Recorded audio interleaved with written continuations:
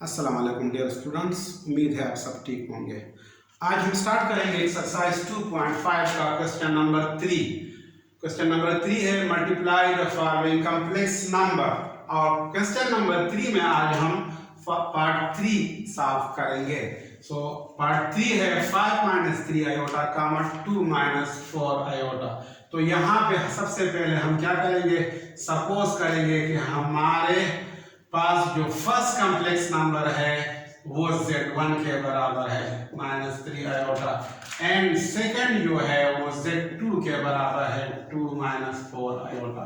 अब हमने क्या करना है, इन दोनों कॉम्प्लेक्स नंबर को मल्टीप्लाई करना है। तो हम यहाँ पे लिखेंगे Z1 × Z2 is equal to Z1 की वैल्यू 5 - 3 आयोटा है, तो ये यहाँ पे लिखेंगे मल्टीप्लाई 2 - 4 आयोटा Z2 की वैल्यू है। Z1 की 5 - 3 आयोटा मल्टीप्लाई Z2 और Z2 की वैल्यू है 2 - 4 आयोटा। इसको हम इस तरह भी लिख सकते हैं Z1 × Z2 is equal to Z1 Z2। Simply इसका मतलब यही है कि ये दोनों आपस में मल्टीप्लाई है। अब यहाँ पे 5 पहले 2 - 4 आयोटा के साथ मल्टीप्लाई फॉर्म में लिखते हैं, और फिर ये -3 आयोटा हम इस 2 - 4 आयोटा के साथ मल्टीप्लाई फॉर्म में लिखते हैं। अब Z1 और Z2 को हम इसी तरह ही लिखेंगे और 5 को 2 से मल्टीप्लाई करेंगे। 5 2 = 10, प्लस है यहाँ पे plus into minus minus, 5 4 = 20 iota -3 iota into 2, so -3 2 = 6 iota, and minus into plus, minus into minus तो आता है प्लस, 3 4 = 12, और आयोटा इंटू आयोटा इससे आता है आयोटा स्क्वायर। अब हमें ये पता है कि आयोटा स्क्वायर की वैल्यू है -1, सो यहाँ पे आयोटा स्क्वायर की जगह हम -1 पुट करते हैं और बाकी इसी तरह ही लिखेंगे। Z1 Z2 is equal to 10 - 20 iota -6 iota plus 12 into iota square is equal to -1। तो ये मल्टीप्लाई फॉर्म में हमने लिख लिया, 12 के साथ -1 को मल्टीप्लाई फॉर्म में लिख लिया। अब Z1 Z2 हमारे पास आ गया 10 -20 आयोटा एंड -6 आयोटा से -26 आयोटा आता है, और प्लस इंटू माइनस, इससे माइनस आता है 12 1 = 12। अब हम क्या करते हैं, 10 से 12 को माइनस करते हैं, सो Z1 Z2 आ गया 10 - 12 -2 एंड -26 इसी तरह ही लिखेंगे। सो लिहाजा ये हमारे पास आंसर आ गया पार्ट 3 का। अब नेक्स्ट क्वेश्चन 4 को देखते हैं।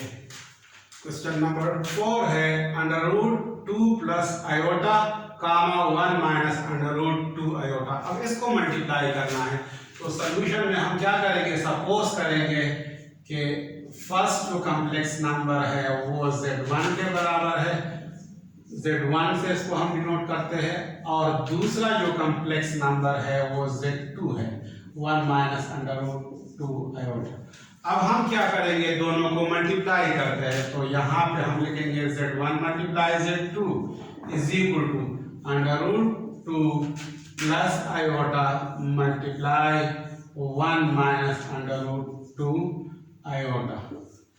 अब इसको हम इस तरह भी लिख सकते हैं, Z1 × Z2 is equal to √2 को पहले वहाँ 1 - √2 के साथ मल्टीप्लाई फॉर्म में लिखते हैं, और फिर आयोटा को मल्टीप्लाई फॉर्म में इसके साथ लिखते हैं 1 - √2 आयोटा।